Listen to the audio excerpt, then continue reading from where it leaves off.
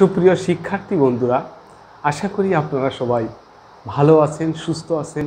এই শুভ প্রত্যাশা নিয়ে আমি আরও একটি আমার স্পেশাল বাংলা ক্লাস নিয়ে আপনাদের সামনে উপস্থিত হয়েছি। আশা করছি আপনাদের ভালো কিছু দিতে পারবো। এই শুভ প্রত্যয়ে আজকের ক্লাস আমি এখানে শুরু করছি। আমরা স্ক্রিনে একটি ছবি দেখতে পাচ্ছি যে একটা ব্যক্তি সাইকেল নিয়ে তার লক্ষ্য সেইটা, তার লক্ষ্যে পৌঁছাচ্ছে। অর্থাৎ আপনার পরিকল্পনা যে আমি এইখান থেকে এই লক্ষ্যে পৌঁছাবো। তো পরিকল্পনা আর বাস্তবতা দুটো আলাদা জিনিস। যেমন বাস্তবতায় এখানে দেখছি যে এই লোকটি সাইকেল নিয়ে বেরোয়, দেখাচ্ছে এখানে বাধা, এখানে বাধা, এখানে বাধা, অর্থাৎ তার চলার পথে কিন্তু বাধা আছে।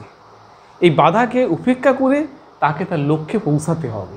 তাহলে নিশ্চয়ই আপনারা বুঝতে পারছেন এই ছবির মাধ্যমে যে আমরা কোন ক্লাসের বিষয় নিয়ে আলোচনা করছি। তাহলে আমরা দেখছি এখানে হচ্ছে আমার পথ। এখানে প্রত্যেকটা মানুষের একটা পরিকল্পনা অর্থাৎ লক্ষ্য, অনেক বাধা বিঘ্ন অতিক্রম করেই আমাদের কিন্তু লক্ষ্যে পৌঁছাতে হয়। লিখছেন বিদ্রোহী কবি কাজী নজরুল ইসলাম। যৌবনের কবিও বলা হয়, প্রেমের কবিও বলা হয়। তারই একটা উল্লেখযোগ্য প্রবন্ধ আজকে আমি আপনাদের সামনে উপস্থাপন করতে চেষ্টা করছি। আপনারা শেষ পর্যন্ত আমার এই ক্লাসটা উপভোগ করবেন, এই আশাবাদ রেখে আমি আমার ক্লাস শুরু করছি।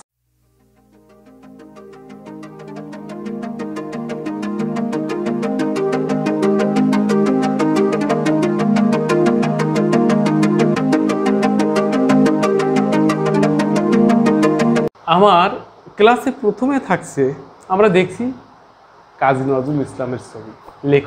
লিখছে আমার পথ। আমার ক্লাসে আজকের ক্লাসে কোন কোন বিষয় আমার পথ নিয়ে আলোচনা করব। প্রথমে থাকছে লেখক পরিচিতি, তারপর থাকছে নামকরণ, তারপর থাকছে চুম্বক তত্ত্ব বিশ্ববিদ্যালয়ের ভর্তির কিছু টিপস। অর্থাৎ আমাদের এই আমার পথ প্রবন্ধ থেকে কিছু কিছু প্রশ্ন বিশ্ববিদ্যালয়ে ভর্তি প্রশ্ন হিসেবে আসে, সেগুলোরও কিছু টিপস আমি আপনাদের আজকের ক্লাসের মাধ্যমে দিতে পারবো আশা রাখছি। এরপরে আসছে শব্দার্থ এবং ব্যাখ্যা, অর্থাৎ প্রত্যেকটা বাক্যের, আমার পথ প্রবন্ধের প্রত্যেকটা বাক্যের ব্যাখ্যা করার আমি চেষ্টা করব। তারপর থাকছে যে গুরুত্বপূর্ণ প্রশ্ন উত্তর, অর্থাৎ কিছু কিছু প্রশ্ন থাকবে এবং তার উত্তরও থাকবে, এবং এই প্রশ্নগুলো খুবই গুরুত্বপূর্ণ আমি মনে করি। প্রথমে আমরা লেখক পরিচিতি থেকে লেখক সম্পর্কে একটু পরিচিতি হতে পারি। এখানে বাঁশি বাজাচ্ছেন আমাদের বিদ্রোহী কবি, অর্থাৎ প্রেমের কবিও বলা হয়, আমরা আগে বলছি। তিনি 1899 খ্রিস্টাব্দে 25শে মে, অর্থাৎ বাংলা হচ্ছে 1306 সালের 11 জ্যৈষ্ঠ, পশ্চিমবঙ্গের বর্ধমান জেলার আসানসোল মহকুমার চুরুলিয়া গ্রামে তিনি জন্মগ্রহণ করেন। আমরা একটা গুরুত্বপূর্ণ তথ্য আমি আজকে আপনাদের সামনে তুলে ধরতে চাচ্ছি। যদি ইংরেজি সালটা মনে আছে কিন্তু বাংলা সালটা মনে নাই, এই সমস্যার যদি সম্মুখীন হতে হয় তখন আমরা কি করব? তখন এই ইংরেজি সাল থেকে 593 যদি বিয়োগ দেয় তাহলে কিন্তু আমরা বাংলা সালটা পেয়ে যাব। আপনারা প্র্যাকটিক্যালিভাবে একটু চেষ্টা করবে, দেখবেন অবশ্যই আমরা পেয়ে যাব। ইংরেজি সাল থেকে 593 যদি বিয়োগ করি তাহলে বাংলা সাল পাবো, যদি 593 যোগ করি বাংলা সালের সঙ্গে তাহলে ইংরেজি সালটা পেয়ে যাব। পরবর্তীতে দেখা যাচ্ছে তার ডাক নাম বা বাল্য নাম ছিল দুখুমিয়া এবং তার ছদ্মনাম ছিল কিন্তু ব্যাঙাচি ভ্যাপসি। তৎকালীন সময় লেখকরা কিন্তু প্রায় অধিকাংশ লেখকই ছদ্মনামে লিখতেন, লিখে তাদের মনের অভিব্যক্তি প্রকাশ করতেন। আমরা তার পিতামাতা সম্পর্কে একটু ধারণা নিতে পারি। তার পিতার নাম কাজী ফকির আহমেদ এবং মাতার নাম জাহেদা খাতুন। তিনি অল্প বয়সেই পিতামাতাকে হারান এবং শৈশব থেকেই দারিদ্র আর দুঃখ কষ্ট ছিল তার নিত্য সঙ্গী। 1914 সালে প্রথম বিশ্বযুদ্ধ শুরু হলে 1917 সালে 49 জন বাঙালি পল্টনে যোগ দিয়ে তিনি করাচি চলে যান। তার পরবর্তীতে আমরা দেখছি যুদ্ধ শেষে নজরুল কলকাতায় ফিরে আসেন ও সাহিত্য সাধনায় মনোনিবেশ করেন। সাপ্তাহিক বিজলি পত্রিকায় বিদ্রোহী নামক শ্রেষ্ঠ তার একটা কবিতা, সেই বিদ্রোহী কবিতা প্রকাশের পর সাহিত্য ক্ষেত্রে তিনি বিদ্রোহী কবি হিসেবে পরিচিতি লাভ করেন। তিনি বিদেশি শাসক, সামাজিক অবিচার ও অন্যায় অত্যাচারের বিরুদ্ধে বলিষ্ঠ কণ্ঠে প্রতিবাদ জানিয়েছিলেন। সাহিত্যে এনেছেন সাম্যবাদ ও অসাম্প্রদায়িক চেতনা। মাত্র 43 বছর বয়সে তিনি দুরারোগ্য রোগে আক্রান্ত হয়ে বাকশক্তি হারিয়ে ফেলেন। একটা মানে হৃদয় বিদারক একটা ঘটনা যে মাত্র 43 বছর বয়সে তিনি বাকশক্তি হারিয়ে ফেলেন। এটা তার একটা চরম একটা দুঃসময়। 1976 সালের 29 আগস্ট তিনি মৃত্যুবরণ করেন। তার সাহিত্যকর্মে কি কি আছে আমরা দেখতে পাই। তার কাব্যগ্রন্থ যেমন আছে অগ্নিবীণা, বিষের বাসী, ছায়ানট, সাম্যবাদী, সর্বহারা, সিন্ধু হিন্দোল, চক্রবাক, ফণী মনসা, প্রলয় শিখা। তার গল্পগ্রন্থ ব্যথার দান, রিক্তের বেদন, শিউলিমালা। তার প্রবন্ধ গ্রন্থ হচ্ছে যুগবাণী, রাজবন্দির জবানবন্দি, দুর্দিনের যাত্রী, রুদ্রমঙ্গল, ঝিঙে ফুল। তার নাটক হচ্ছে আলেয়া, পুতুলের বিয়ে, ঝিলিমিলি, মধুমালা। তার উল্লেখযোগ্য উপন্যাস হচ্ছে বাঁধনহারা, মৃত্যু ক্ষুধা, কুহেলিকা। কিন্তু এই সমস্ত গ্রন্থের ভিতর থেকে তার 5টা গ্রন্থ, উল্লেখযোগ্য গ্রন্থ কিন্তু বাজেয়াপ্ত হয়ে যায়। সেই গ্রন্থের ভিতর হচ্ছে বিষের বাসী, ভাঙার গান, প্রলয় শিখা, চন্দ্রবিন্দু, যুগবাণী। এই 5টা গ্রন্থ বাজেয়াপ্ত হয়ে যায়। এর পরবর্তী তিনি কি কি পুরস্কার লাভ করেন? কবিকে ঢাকা ও রবীন্দ্র ভারতী বিশ্ববিদ্যালয়ে দিলীপ উপাধি ভূষিত করেন। কলকাতা বিশ্ববিদ্যালয়ে জগত্তারিণী পদক, ভারত সরকার পদ্মভূষণ এবং বাংলাদেশ সরকার 21 পদক প্রদান করেন। 1972 সালে কবিকে ঢাকায় আনা হয় এবং 1976 সালে কবিকে বাংলাদেশের নাগরিকত্ব প্রদান করে জাতীয় কবির মর্যাদায় অভিষিক্ত করা হয়। আমরা আমার পথ প্রবন্ধের নামকরণটা কীভাবে হলো, নামকরণটার অর্থটা কি, এইসব বিষয়ে আমি এখন আলোচনা করব। সত্য কল্যাণের পথকেই কাজী নজরুল ইসলাম আমার পথ বলেছেন। কোন পথকে? সত্য এবং কল্যাণের পথকে। লেখক অসত্যকে, অন্যায়কে, ভণ্ডামিকে, অসাম্প্রদায়িককে কোনোভাবেই মানতে চান না। তিনি দেশের মানুষকে আত্মশক্তিতে বলীয়ান করে তাদেরকে আত্মনির্ভর ও স্বাবলম্বী করতে চান। দেশের যারা শত্রু, দেশের যা কিছু মিথ্যা, ভণ্ডামি, মেকি, সেসব সম্পর্কে স্পষ্ট ধারণা প্রদান করে। সেসব সম্পর্কে স্পষ্ট ধারণা প্রদান করে মানুষকে সচেতন করে তুলতে চান, যাতে তারা সত্যকে, কল্যাণকে চিনতে পারে এবং সত্য কল্যাণের পথ অনুসরণ করে স্বাধীনতার জয় ঘোষণা করার প্রত্যয় ব্যক্ত করেছেন। তারপর আমরা দেখছি কিছু চুম্বক তত্ত্ব রয়েছে। এই আমার পথ প্রবন্ধের কিছু চুম্বক তত্ত্ব যেগুলো খুবই গুরুত্বপূর্ণ, আপনারা এগুলো লিখে রাখতে পারেন, এগুলো মুখস্থ করতে পারেন, এগুলো সবসময় আপনাদের মনে রাখা উচিত বলে মনে করি। যেমন আমার পথ প্রবন্ধটি কাজী নজরুল ইসলামের বিখ্যাত প্রবন্ধ গ্রন্থ রুদ্রমঙ্গল থেকে সংকলিত হয়েছে। এ প্রবন্ধে লেখক এমন এক আমের প্রত্যাশা করেছেন যে সত্য প্রকাশই নির্ভীক ও অসংকোচ। একই সঙ্গে এক মানুষকে আরেক মানুষের সঙ্গে মিলিয়ে, অর্থাৎ একটা মানুষের সঙ্গে আরেকটা মানুষকে মিলিয়ে আমরা করে গড়ে তুলতে চেয়েছেন তিনি, অর্থাৎ সবাইকে একত্রিত করতে চেয়েছেন তিনি। তার এ ভাবনা সত্য পথের প্রতীকদের মধ্যে ছড়িয়ে দিতে চেয়েছেন তিনি। নজরুলের এই আমি সত্তা মিথ্যার ভয়কে জয় করে সত্যের আদলে নিজেকে চিনে নিতে সাহায্য করে। নজরুল বলেছেন, সুস্পষ্টভাবে নিজের বিশ্বাস আর সত্যকে প্রকাশ করতে না জানলে তৈরি হয় পরনির্ভরতা। কবি ভগ্ন আত্মবিশ্বাসের পরিবর্তে দাম্ভিক হতে চান, কারণ তার বিশ্বাস সত্যের দম্ভ যাদের আছে তাদের জন্য অসাধ্য সাধন করা কঠিন কাজ নয়।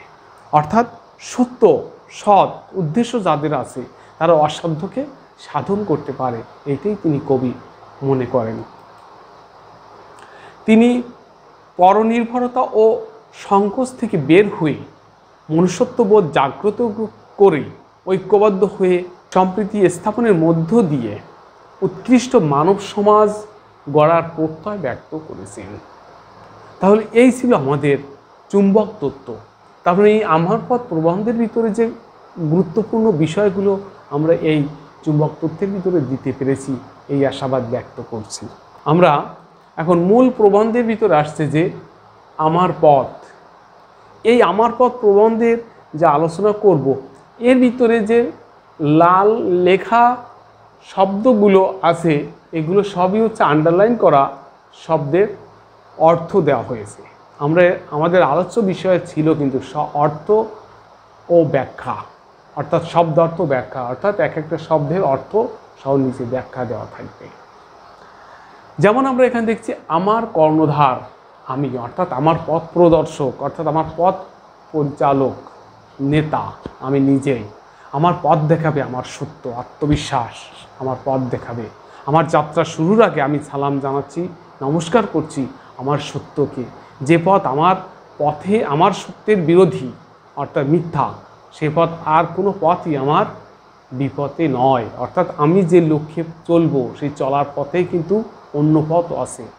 আমরা অনেক সময় কলেজে যাচ্ছি, ক্লাস বাদ দিয়ে বন্ধুদের কথা শুনে অন্য পথে চলে যাচ্ছি।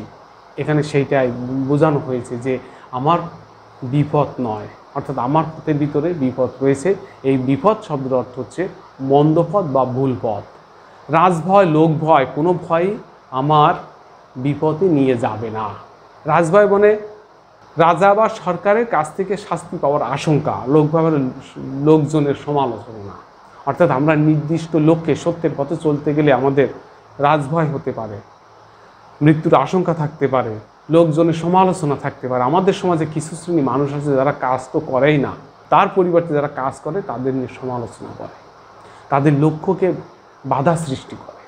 সেই সমস্ত মানুষের সমালোচনার সম্মুখীন না হয়ে আমরা বিপথে যাব না, সেই কথাই এখানে লেখক বোঝাতে চেয়েছেন। আমরা একটু ব্যাখ্যায় দেখলে বুঝতে পারি, প্রাবন্ধিক মনে করেন নিজেকে পরিচালনা করার ক্ষমতা তার আছে। তিনি সত্যের পূজারী ও সুন্দরের অনুরাগী, তাই সত্যই তাকে ঠিক পথ প্রদর্শন করবে। অসত্য অন্যায় তিনি ঘৃণা করেন, কেননা সেটা বিপথ। তা মানুষকে বিভ্রান্তি ও বিপথে পরিচালিত করে পশুতে পরিণত করে। তাই সত্য প্রকাশে প্রাবন্ধিক নির্ভীক, কোনো শক্তিকে তিনি ভয় করেন না। তাই রাজভয় বা লোকের সমালোচনা তাকে সত্যের পথ থেকে ভুল পথে নিয়ে যেতে পারবে না। পরবর্তীতে আমরা দেখছি যে আমি যদি সত্যি করে আমার সত্যকে চিনে থাকি, অর্থাৎ আমার লক্ষ্যকে যদি আমি চিনে থাকি, আমার অন্তরে মিথ্যার ভয় না থাকে, তাহলে বাইরের কোনো ভয়ই আমার কিছু করতে পারবে না। যার ভিতরে ভয় সেই বাইরে ভয় পায়, অর্থাৎ যার অন্তরের ভিতরে ভয় আছে, ভীতি আছে, দুর্বলতা আছে, সে বাইরের যে কোনো ভয় দেখলে, পৃথিবীর যে কোনো ভয় দেখলে, যে কোনো বাধা দেখলে সে পিছিয়ে আসে। অতএব যে মিথ্যাকে চেনে সে মিছামিছে তাকে ভয়ও করে না, যার মনে মিথ্যা সেই মিথ্যাকে ভয় করে। নিজেকে চিনলে মানুষের মনে আপনা আপনি এত বড় একটা জোর আসে যে সে আপন সত্য ছাড়া আর কাউকে কুর্নিশ করে না, অর্থাৎ মাথা নিচু করে সম্মান প্রদর্শন করে না। অর্থাৎ যে নিজের সত্যকে চিনে থাকে সে অন্য কারো কাছে মাথা নত করে না। অর্থাৎ কেউ তাকে ভয় দেখিয়ে পদানত রাখতে পারে না। এই পদানত রাখতে পারা মানে পায়ের নিচে বা চরণে নিপতিত করতে, অর্থাৎ ভয় দেখি তার সত্য পথে বাধা সৃষ্টি করে ভয় দেখিয়ে তাকে পায়ের নিচে রাখতে পারেন না। অর্থাৎ সে যদি নিজেকে চিনে থাকে তাহলে কখনো সে কারো মাথা নিচু করতে চায় না।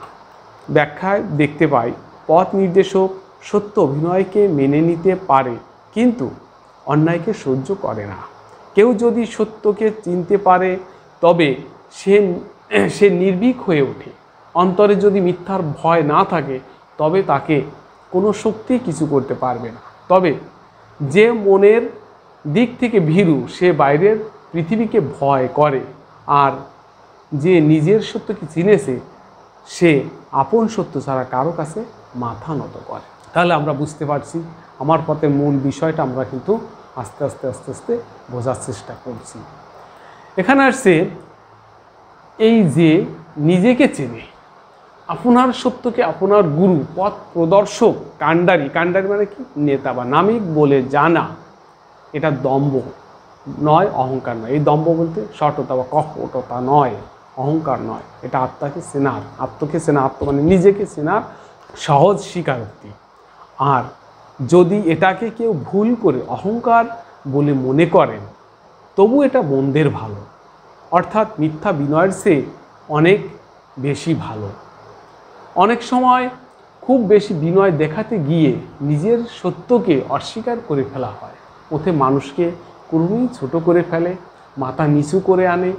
ওরকম বিনয়ের চেয়ে অহংকারের পৌরুষ মানে তেজ বা বীর্যবান হয়ে হওয়া অনেক অনেক ভালো, অহংকারের পৌরুষ অনেক অনেক ভালো। আমরা ব্যাখ্যায় দেখতে পারি যে আমার পথ প্রবন্ধে নিজের আদর্শ ও নৈতিক অবস্থানকে পথ প্রদর্শক বা গুরু হিসেবে মান্য করাকে প্রবন্ধকার আত্মকে চেনার সহজ স্বীকারোক্তি বলেছেন।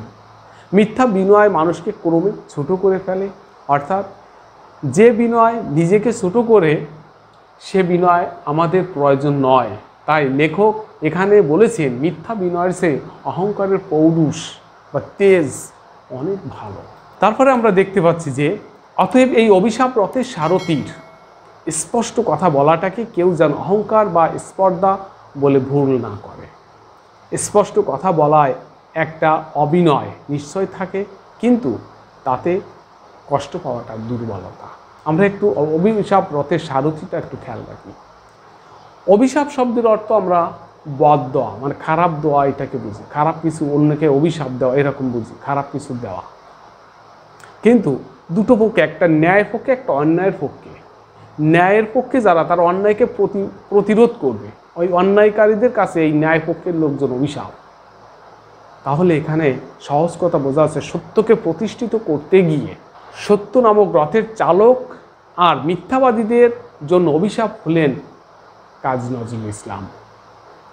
স্পর্ধা মানে বড়াই করা বা দর্প বা দুঃসাহস, অভিনয় মানে অভদ্রতা যাকে বোঝাচ্ছে। আমরা একটু ব্যাখ্যায় দেখতে পাই যে সমাজের নিয়ম পাল্টাতে গেলে বিভিন্ন বাধার সম্মুখীন হতে হয়।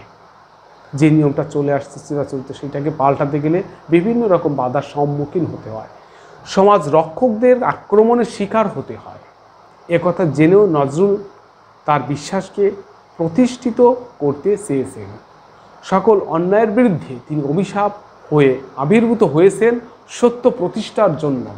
তাহলে অন্যায়ের বিরুদ্ধে অভিশাপ হয়ে আবির্ভূত হয়েছেন সত্য প্রতিষ্ঠা করার জন্য। নিজেই বসেছেন সত্য নামক রথচালক তথা সারথীর আসন। তাহলে আমরা বুঝতে পারছি তার চিন্তা চেতনা কত মহৎ ছিল, যে অন্যায়ের বিরুদ্ধে কিভাবে প্রতিবাদ করে আমরা সত্যকে প্রতিষ্ঠিত করতে পারব। এরপরে আমরা দেখছি যে নিজেকে চিনলে নিজের সত্যকেই নিজের কর্ণধার নেতা বা পথ প্রদর্শক মনে জানলে নিজের শক্তির উপর অটুট বিশ্বাস আছে। অর্থাৎ যে নিজেকে চেনে যে আমি এটা পারবো, তাহলে তার নিজের উপরে কিন্তু একটা অটুট বিশ্বাস আসে। এই বিশ্বাসটাই স্বাবলম্বন। এই নিজের উপর অটুট বিশ্বাস করাতে শেখাচ্ছিলেন মহাত্মা গান্ধীজি। কিন্তু আমরা তার কথা বুঝলাম না, আমি আছি এই কথা না বলে সবাই বলতে লাগলাম গান্ধীজি আছে। এখানে গান্ধীজি বোঝাতে চাইছেন প্রত্যেকের আমিত্ব শক্তিকে জাগিয়ে অন্যায়ের বিরুদ্ধে প্রতিবাদ করার কথা। কিন্তু আমিত্ব বলতে এখানে আমি আছি বলতে আমরা গান্ধীজির কথা মনে করছি, কিন্তু আমাদের যে আমিত্বটাকে জাগানো এইটা আমরা বুঝতে পারিনি। এই পরাবলম্বনই আমাদের নিষ্ক্রিয় করে ফেলে, অর্থাৎ নিষ্কর্মা করে ফেলে।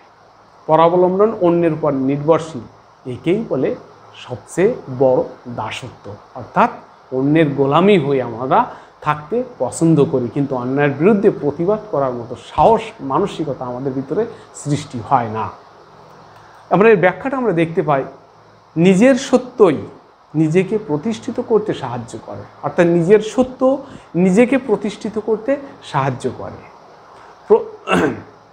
আর যখন প্রতিষ্ঠিত হওয়া যায় তখনই অটুট বিশ্বাস আসে আমাদের নিজেদের মধ্যে। আত্মচেতনা থাকলে আত্ম বা নিজ সম্পর্কে জানা যায়, নিজের একটা বিবেক থাকে, আর কিছু নির্দিষ্ট লক্ষ্য বা বাণী থাকে। সেই বাণীকে চিনতে বা বিশ্বাস স্থাপন করতে হবে। এই বিশ্বাসকেই নিজের কর্ণধার মনে করে কাজ করতে হবে। তাহলে নিজের শক্তির উপর অটুট বিশ্বাস বা আত্মনির্ভরতা আসে। অন্যথায় পরনির্ভরশীলতার কারণে ব্যক্তি আত্মশক্তি হারিয়ে ফেলে অন্যের দাসত্ব স্বীকার করে নেয়। তাহলে আমরা বুঝতে পারছি যে নিজের উপরে আগে বিশ্বাস, শক্তি, নিজের সত্যকে জানতে হবে। অন্যের পরে পরনির্ভরশীল হওয়া ঠিক না, কোনো কাজে সফলতা আসে না, সাফল্য আসে না। পরবর্তীতে দেখছি অন্তরে যাদের এত গোলামির ভাব, তারা বাইরের গোলামি থেকে রেহাই পাবে কি করে? আত্মাকে চিনলেই আত্মনির্ভরতা আসে। এই আত্মনির্ভরতা যেদিন সত্যি সত্যিই আমাদের আসবে, সেই দিনই আমরা স্বাধীন হব, তার আগে কিছুতেই নয়। অর্থাৎ আত্মনির্ভরতা আসলে আমরা স্বাধীন হতে পারব। অর্থাৎ নিজের উপরে সাহস যদি আসে, আত্মনির্ভরশীলতা যদি আসে, তাহলে আমরা যে কোনো সমস্যা থেকে সমাধান করতে পারবো, যে কোনো বাধাকে অতিক্রম করতে পারবো। নিজে নিষ্ক্রিয় থেকে অন্য একজন মহাপুরুষকে প্রাণপণে ভক্তি করলেই যদি এদেশ উদ্ধার হয়ে যেত, তাহলে এই দেশ এতদিন পরাধীন থাকতো না। চমৎকার একটা কথা যে আমি নিজে কোনো কাজ করব না, অন্যে করে দেবে, এইটার উপরে অন্যের উপরে ভরসা করে আমরা বসে থাকা, তাহলে অন্যে কাজ করে দেবে এই আশা, কবে দেবে, কি করবে সেই জানে। তাহলে আমাদের একটা চমৎকার এই কথার মাধ্যমে, বাক্যের মাধ্যমে আমরা বুঝতে পারছি যে আমাদের অন্যের পরে, নিজে নিষ্ক্রিয় থেকে অন্যের পরে ভরসা করে থাকলে কোনো কিছু সম্ভব নয়।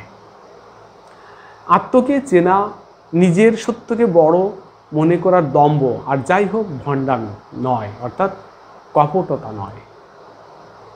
আত্মকে চেনা এটা কিন্তু ভণ্ডামি না, অর্থাৎ নিজেকে চেনা, নিজেকে জানা, নিজের সত্যের উপর বিশ্বাস রাখা, এই বিশ্বাসটা যদি বলা অর্থাৎ দম্ভ করা, এটা কিন্তু কোনো ভণ্ডামি না, মিথ্যা না।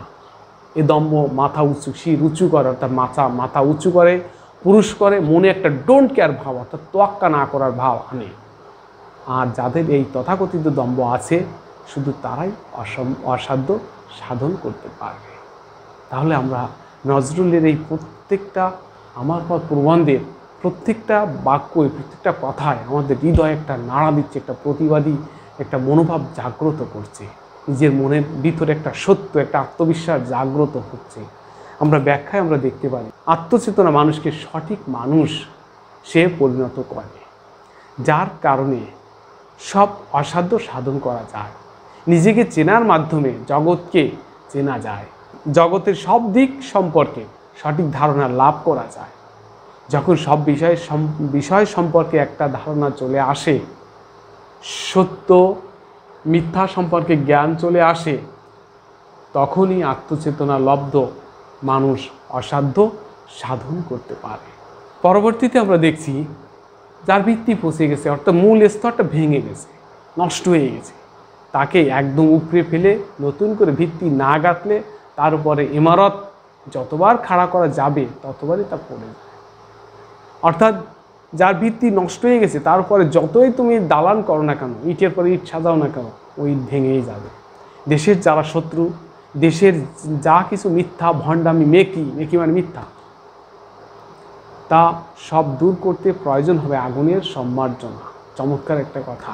সম্মার্জনা মানে ঝাড়ু, অর্থাৎ ঘষে মেজে পরিষ্কার করা। তাহলে আগুন হচ্ছে শুদ্ধতা, পবিত্রতা।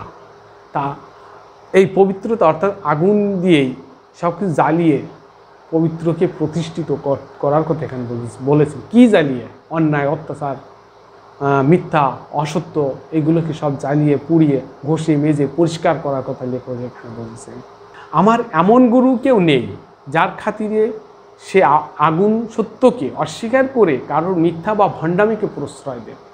অর্থাৎ এমন গুরু কেউ নেই যে এই সত্যকে অস্বীকার করে ভণ্ডামিকে প্রশ্রয় দেবে। আমি সে দাসত্বতে সম্পূর্ণ মুক্ত, এখানে কিন্তু আমার এমন গুরু কেউ নেই। তাহলে নজরুলের এমন কোনো গুরু নেই যারা ভণ্ডামিকে প্রশ্রয় দেবে, সত্যকে অস্বীকার করবে, আগুনের সত্যকে অস্বীকার করবে। সেই দাসত্ব থেকে কিন্তু সম্পূর্ণ মুক্ত তিনি। আমি কোনো দিনই কারোর বাণীকে বেদবাক্য বলে মনে নেব না।